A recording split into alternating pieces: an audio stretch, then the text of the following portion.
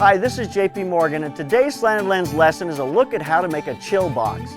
This takes smoke that comes out of a normal Roscoe smoker, cools it, lays it on the ground. It's really an interesting look. We're going to drop it out on the water with this rock that we're floating out here in the pool. We've got a talent that's going to stand here. Her dress is going to blow behind us. It's going to be a lot of fun. So let's get started and see what we can do.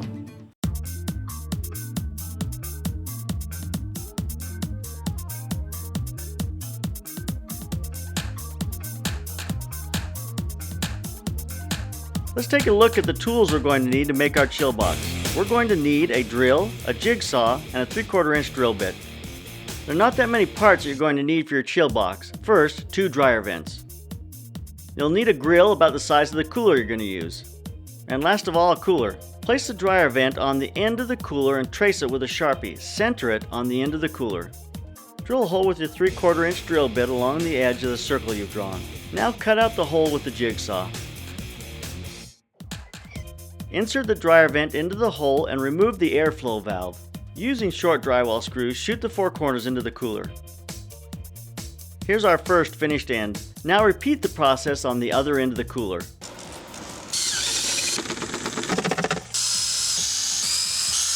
You now have a cooler with dryer vents on each end.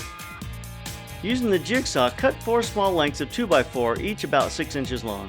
Place the small lengths of 2x4 in each corner. This gets the dry ice up off the ground so the smoke can travel across it, really making it cold. Go ahead now and place the grill inside the cooler on the 2x4s. And that's how we make a chill box.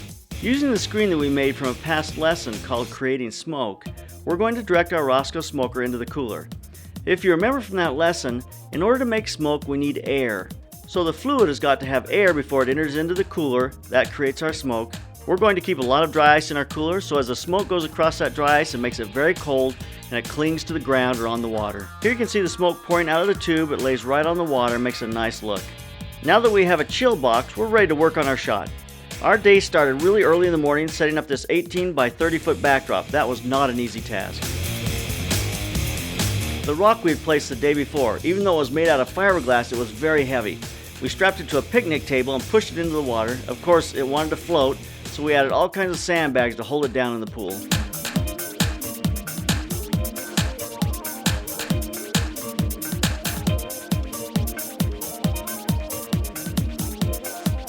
All of our exposure for this image are being done with Dynalite strobes. We've set our aperture at f14, a 60th of a second, 160 ISO.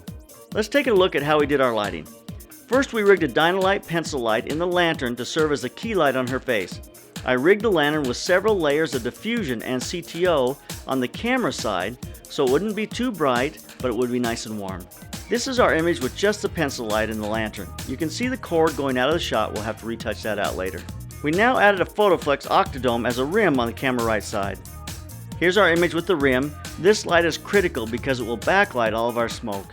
We now added a head on the camera right side background with a double blue gel on it. I love the blue in the background. It really gives us a nice look. We now added the very same setup on the camera left side of the background, but dialed it down 1 stop because I want it to be a little bit darker on the left so it kind of gradates from bright to dark. I think the background looks great like this. It'll be bright on the right side to give us nice brightness with the smoke, but kind of gradates off to a little darker on the left side.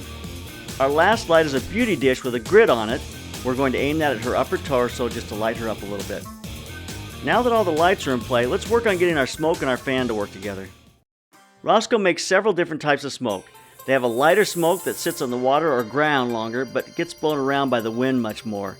Being outside, we used the regular smoke and it worked great. Heat kills the effect, so it's important to keep the area cool as much as possible. So our real challenge is we're trying to blow her dress around with the fan at the same time trying to have smoke that lays on the water. It was important for us to make the fan blow in the same direction as the smoke, so the fan kind of helped our smoke move into place and they began to work together. I'm thrilled with our Kessler crane. We've got an Oracle head, a remote control head on the end of it. We've got some great shots sweeping through that smoke. I took the image into Nik software and added tonal contrast to the smoke. I just like the texture it creates with smoke. I'll just paint that area and nothing else. This is our final image. I am very pleased. Keep those cameras rolling and keep on clicking.